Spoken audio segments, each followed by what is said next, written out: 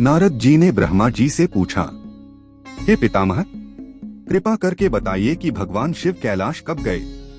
वे कुबेर से मित्रता कैसे कर बैठे? कैलाश पर्वत पर उन्होंने क्या किया?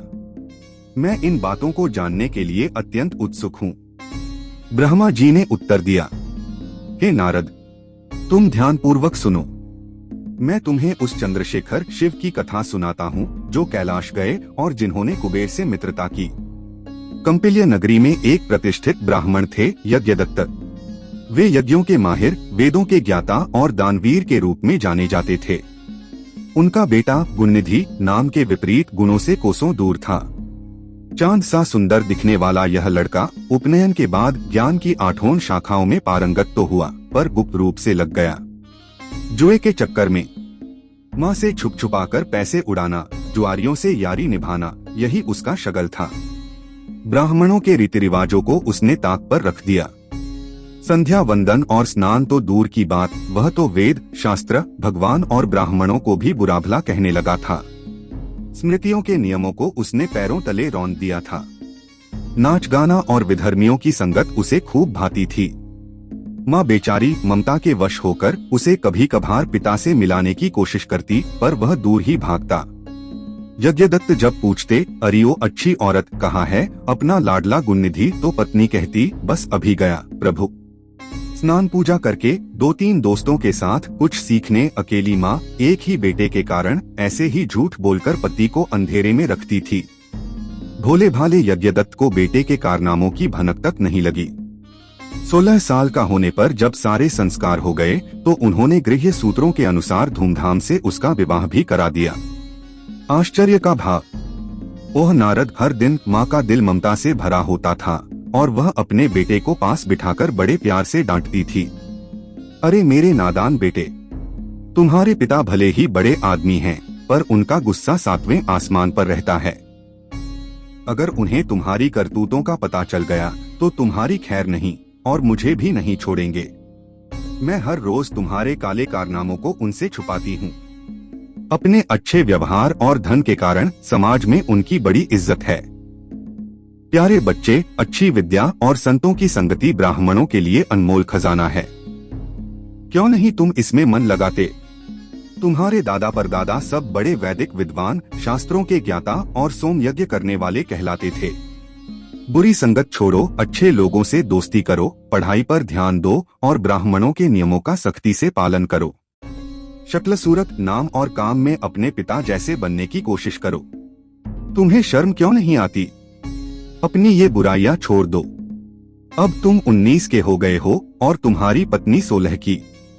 वह एक अच्छी लड़की है, उसका ख्याल रखो और सबसे बढ़कर अपने पिता के भक्त बनो। अपने ससुर का भी सम्मान करो, उनके गुणों और व्यवहार के कारण। तुम्हें अपनी हरकतों पर लज्जा क्यों नहीं आती? मेरे प्यारे बेटे, तुम्हारे मामा भी ज्ञान, आचरण और खानदान में बेजोड़ हैं। तुम्हें उनका भी डर नहीं। तुम्हारे पिता और माता दोनों के परिवार समान रूप से पवित्र हैं। अपने पड़ोस के ब्राह्मण लड़कों को देखो, हमारे घर में ही अपने पिता के शिष्यों को देखो, कितनी विनम्रता से पेश आते हैं। मेरे लाल, अगर राजा को तुम्हारी बुरी आदतों की खबर लग गई तो वह तुम्हारे पिता का सम्मान करना छोड़ देगा और शायद जो थोड़ी बहुत मदद मिलती है वह भी बंद हो जाएगी। अभी तक तो लोग तुम्हारी हरकतों को नासमझ लड़के की भूल मानते थे, पर अब वे तुम्हारे परिवार की दीक्षित की उपाधि भी छीन सकते हैं। लोग तुम्हारे पिता और मुझे कोसेंगे, बुरी बातें कहेंगे। बेटा तो माँ की तरह ही निकला। तुम्हारे पिता ने कभी कोई पाप नहीं किया। वे वेद और स्मृतियों के रास्ते पर सख्ती से चलते हैं।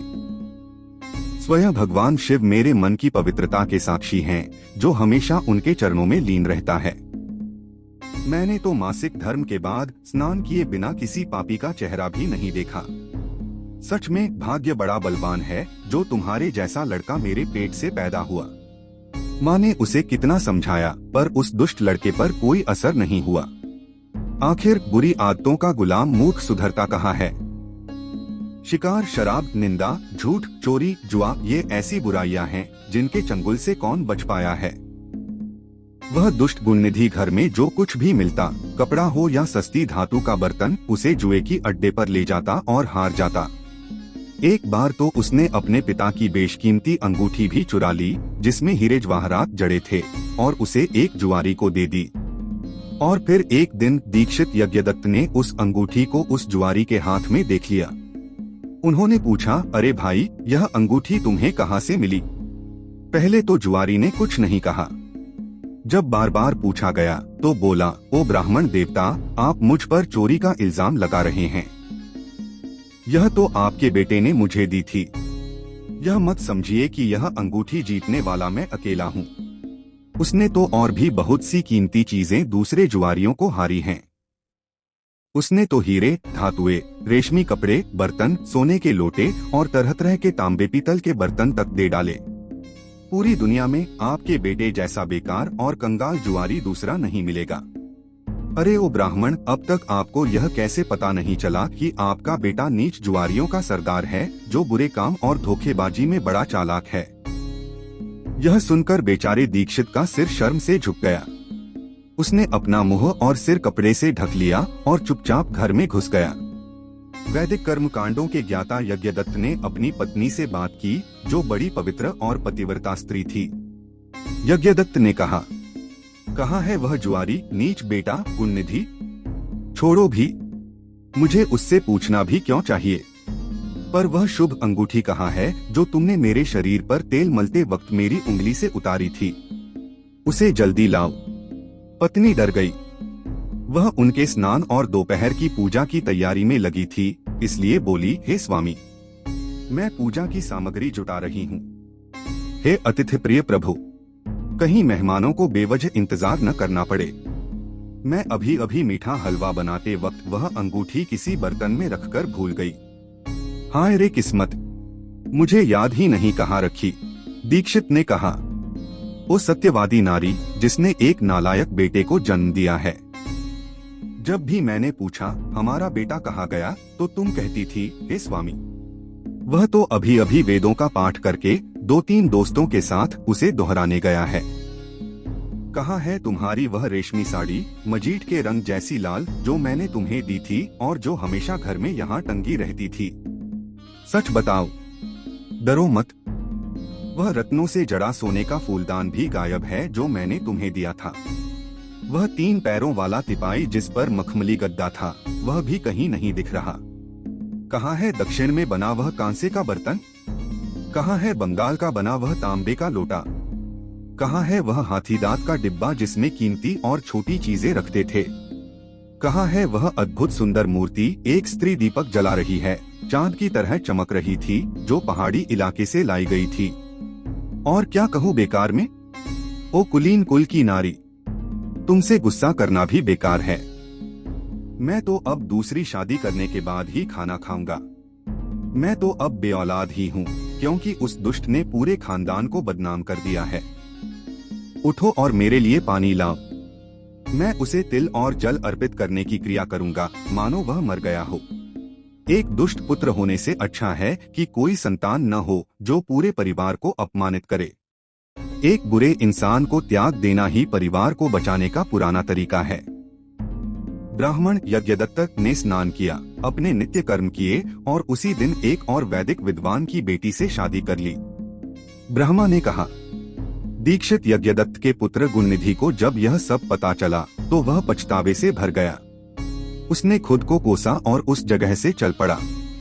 लंबे समय तक भटकने के बाद उस दुष्ट को अपने परित्याग का गहरा एहसास हुआ और सारी उम्मीदें खोकर वह एक जगह रुक गया। वह मन ही मन सोचने लगा, अब मैं कहाँ जाऊँ, क्या करूँ? न तो मैंने ज्यादा पढ़ाई की है, न ही मैं इतना अमीर हूँ। परदेश में तो अमीर आदमी भी चोरों के डर से सुखी नहीं रह सकता। हाँ, यह डर तो हर जगह है। मेरा जन्म तो यज्ञ करने वाले ब्राह्मणों के परिवार में हुआ, फिर मेरी यह दुर्दशा क्यों? सच में भाग्य बड़ा बलवान है जो हमारे सारे भविष्य के कर्मों को चलाता है। मैं भीख भी नहीं मांग सकता, क्योंकि न मेरा कोई जान पहचान वाला है, न मेरे पास पैसे हैं। मैं कहाँ शरण लूं? हर सुबह सूरज निकलने से पहले मेरी माँ मुझे मीठा हलवा खिलाती थी। आज मैं किससे भीख मांगू? मेरी माँ भी तो मुझसे दूर है। ओ नारद, जब वह इस तरह दुखी होकर एक पेड़ के नीचे बैठा सोच रहा था, सूरज डूब गया। उसी समय भगवान शिव का एक भक्त शहर से बाहर आया, अपने साथ कई तरह की पूजा सामग्री लेकर। उसने शिवरात्रि का व्रत रखा था।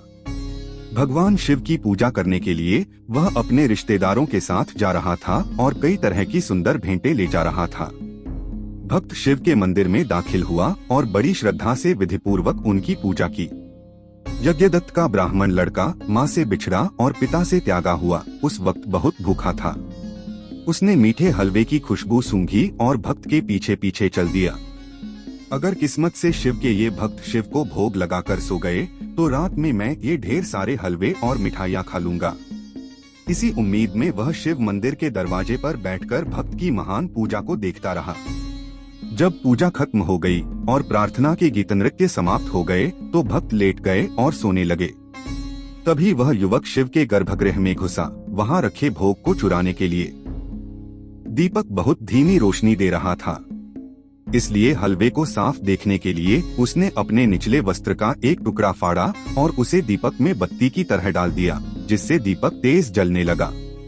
यज्ञदत्त के बेटे ने भक्तों द्वारा भगवान शिव को चढ़ाए गए ढेर सारे मीठे भोग खुशी खुशी खा लिए। हाथों में मिठाइयाँ लिए वह जल्दी से बाहर निकला। हड़बड़ी में उसका पैर वहां लेटे हुए एक आदमी पर पड़ गया, जो तुरंत जाग गया। कौन है? इतनी तेजी से कौन भाग रहा है? पकड़ो इसे, डरी हुई भारी आवाज में वह आदमी चिल्लाया जो जागा था। ब्राह्मण लड़का गुणनिधि जो जान बचाकर भागा, अंधा हो गया। ओह ऋषि, शिव की कृपा से या पिछले जन्मों के पुण्य के कारण यज्ञदत्त का पुत्र भगवान शिव को चढ़ाए गए भोग को पूरी तरह नहीं खा सका। यम के भयानक सिपाही जो उसे संयमनी यम का लोक ले जाना चाहते थे, हाथों में फंदे और गदाएं लिए उसके पास पहुँचे और उसे बांध दिया। उसी समय शिव के गण हाथों में त्रिशूल और पैरों में बजते हुए कंगन पहने उसे शिवलोक ले जाने के लिए एक दिव्य रथ में वहां पहुंच गए। शिवगणों ने कहा, ओ यम के सेवकों, इस धर्मात्मा ब्राह्मण को छोड़ दो। इसे दंडित नहीं किया जा सकता क्योंकि इसके पाप जल चुके हैं। शिव के गणों के ये वचन सुनकर यम के दूत डर गए और शिव के गणों से बोले। तमगणों ने कहा, ओ गणों, यह एक दुष्ट ब्राह्मण है जिसने अपने परिवार की परंपराओं और नियमों को तोड़ा है। इसने अपने पिता के आदेशों की अवहेलना की है और सच्चाई या पवित्रता को त्याग दिया है। यह अपनी संध्या प्रार्थना नहीं करता। यह नियमित रूप से स्नान नहीं करता। इसके बाकी कामों को छोड़ो। इसने तो अब शिव को चढ़ाए गए भोग का भी अपमान किया है। आप खुद देख लीजिए। सच तो यह है कि यह आप जैसे लोगों के छूने लायक भी नहीं है। जो लोग शिव को चढ़ाए गए भोग को खाते या उसका अपमान करते हैं और जो इसे दूसरों को देते हैं, ऐसे लोगों का छूना भी पाप माना जाता है। यहाँ तक कि जहर भी पीने पर इतना खतरनाक नहीं होता। मरने पर भी किसी को शिव की संपत्ति का इस्तेमाल नहीं करना चाहिए। माना कि आप धर्म के ज्ञाता हैं, हम नहीं। लेकिन ओ गणों, अगर इस आदमी के पास थोड़ा भी पुण्य है तो कृपया हमें वह सुनाइए। यम के दूतों के ये वचन सुनकर शिव के गणों ने शिव के कमल जैसे चरणों का स्मरण किया और उनसे इस प्रकार कहा। शिव के गणों ने कहा, ओ यम के सेवकों, शिव के धर्म के विचार बहुत सूक्ष्म हैं। उन्हें केवल सूक्ष्म और तेज दृष्टि वाले लोग ही देख सकते हैं, न कि आप जैसे लोग जिनका ध्यान सिर्फ बाहरी स्थूल चीजों पर रहता है। ओ गणों, ध्यान से सुनो कि यज्ञदत्त के इस पुत्र ने क्या किया है जिससे वह पापों से मुक्त हो गया है। रात में दीपक की छाया शिवलिंग के ऊपर पड़ रही थी और इस ब्राह्मण ने अपने निचले वस्त्र का एक टुकड़ा काटकर दीपक में बत्ती डालकर उसे रोका। ओ सेवकों, उसे शिव के नामों को सुनने का भी बड़ा पुण्य मिला, हालांकि अनजाने में ही सही। उसने एक भक्त द्वारा विधिपूर्वक की जा रही पूजा को देखा। वह व्रत कर रहा था और उसका मन भी एकाग्र था। इसे हमारे साथ शिवलोक जाने दो। शिव के भक्त के रूप में इसे कुछ समय के लिए वहां बड़े सुखों का आनंद लेने दो। फिर वह अपने पापों से मुक्त हो जाएगा और कलिंग का राजा बनेगा, क्योंकि यह सच में शिव का बड़ा प्रिय बन गया है। अब और कुछ कहने की जरूरत नहीं है। आप सभी यम के दूत संतुष्ट मन से अपने लोक लौट जाइए। ब्रह्मा ने कहा, ओ महान ऋषि, शिव के गणों के ये वचन सुनकर यम के दूत यम के लोक लौट गए। ओ ऋषि, उन्होंने यम को सब कुछ बताया जो शिव के दूतों ने उन्हें धर्म आदि के बारे में बताया था। धर्मराज ने कहा, ओ गणों, ध्यान से सुनो जो मैं कहता हूँ। जो कुछ भी मैं तुम्हें करने का आदेश देता हूँ उसे प्रेम और भक्ति से करना। ओ गणों, तुम उन लोगों से दूर रहना जिनके माथे पर सफेद राख से त्रिपुंड का निशान हो, उन्हें कभी यहाँ मत लाना। ओ गणों, तुम उन लोगों से दूर रहना जो नियमित रूप से अपने शरीर पर सफेद राख मलते हैं, उन्हें कभी यहाँ मत लाना।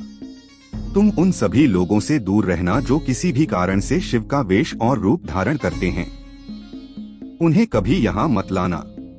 तुम उन लोगों से दूर रहना जो रुद्राक्ष धारण करते हैं और जटाएं रखते हैं, उन्हें कभी यहाँ मत लाना।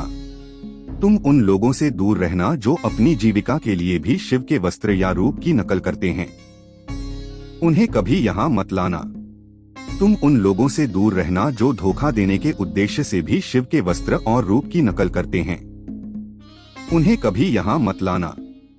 यम ने इस प्रकार अपने सेवकों को आदेश दिया। वे भी उनके आदेश का पालन करने के लिए सहमत हो गए और होठों पर हल्की मुस्कान लिए चुप रहे। ब्रह्मा ने कहा, इस प्रकार यम के दूतों से मुक्त होकर वह ब्राह्मण लड़का शुद्ध मन वाला हो गया और शिव के गणों के साथ शिवलोक चला गया। वहां उसने शिव और शिवा पार्वती की सेवा की और सभी प्रकार के सुखों का आनंद लिया। बाद में वह कलिंग के राजा अरिंदम का पुत्र बनकर पैदा हुआ। दाम के नाम से जाना जाने वाला वह शिव की सेवा में समर्पित था। बचपन में भी वह अन्य बच्चों के साथ मिलकर शिव की कई भक्तिपूर्ण क्रियाएं करता था। जब उसके पिता का निधन हो गया तो वह अपनी युवावस्था में राजा बन गया। अपने राज्य में उसने प्रेम पूर्वक शिव के आदर्शों और सिद्धांतों का प्रसार किया। राजा दाम अजय था। वो ब्राह्मण, उसने शिव के मंदिरों में खूब दीपक जलाने के अलावा किसी अन्य पुण्य कार्य पर जोर नहीं दिया। उसने अपने राज्य के गांव के मुखियाओं को बुलाया और उनसे शिव के सभी मंदिरों में दीपक जलाने के लिए कहा। उसने उन्हें चेतावनी दी कि यदि वे चूक गए तो उन्हें दंडित किया जाएगा। वेदों में कहा गया है कि शिव अपने मंदिरों में दीपक के दान से प्रसन्न होते हैं। इसलिए हे मुखियाओं, तुम यह सुनिश्चित करना कि तुम्हारे अधिकार क्षेत्र में शिव के मंदिर ठीक से दीपकों से प्रकाशित हों। इस मामले में कोई संकोच नहीं होना चाहिए। जो कोई भी इसमें लापरवाही करेगा, मैं निश्चित रूप से उसका सिर कटवा दूंगा। इस डर से हर मंदिर ठीक से जगमगा उठा। केवल इस पुण्य कार्य से जब तक राजा दाम जीवित रहा, उसने अपार समृद्धि प्राप्त की। अंत में उसका निधन हो गया। उसके मन में दीपकों की छाप बनी रही। उसने कई दीपक जलवाए। अंत में वह रत्नों से जड़े दीपकों के साथ अलकापुरी का स्वामी बन गया। इस प्रकार शिव की छोटी से छोटी सेवा भी समय आने पर बड़ा फल देती है। जो भी सुख की कामना करते हैं वे इसे जान लें और शिव की पूजा करते रहें। उस दीक्षित के पुत्र ने कभी किसी पुण्य कार्य की परवाह नहीं की। वह तो चोरी करने के इरादे से शिव मंदिर में घुसा था। अपने ही स्वार्थ के लिए उसने वहां दीपक जलाया, जिससे शिवलिंग के ऊपर अंधेरे की छाया दूर हो गई और फिर वह कलिंग का धर्मात्मा राजा बन गया। ओ मुनियों में श्रेष्ठ, कहा वह दीक्षित का दुष्ट पुत्र और कहा एक दिशा का रक्षक। वह तो बस एक साधारण आदमी था, पर एक दिशा का स्वामी बन गया। इस प्रकार मैंने आपको यज्ञदत्त के पुत्र गुणनिधि की कथा सुनाई। यह कथा शिव को प्रिय है। इसके अलावा यह सुनने वाले भक्तों की सभी इच्छाओं को पूरी करती है। तो दोस्तों, यह थी एक बिगड़े हुए लड़के की कहानी, जिसने अनजाने में ही सही शिव की सेवा करके न केवल अपने पाप धोए बल्कि एक महान राजा भी बना।